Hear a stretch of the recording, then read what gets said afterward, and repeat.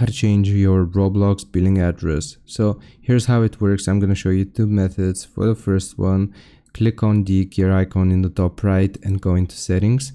Now here, all you have to do is update your email address. You can change your email address and you will be able to receive your billing info there.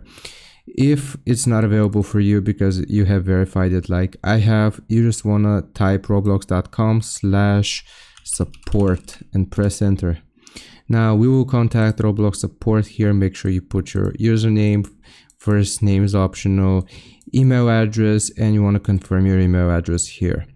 Now, what device are you having the problem on? Choose the type of device which you use most frequently to play on. So I'm going to do PC. Type of help category is going to be billing and payments.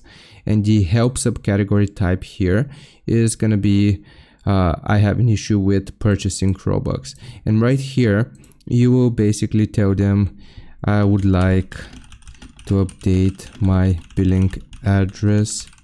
It is not the same as my email address. The new address is, and you will type the new billing address which you want here. So for example, just like that. And you want to click on continue, go through the prompts, and they will assist you with changing your billing address. I hope this helps. Leave a like and sub, and I'll see you guys next time.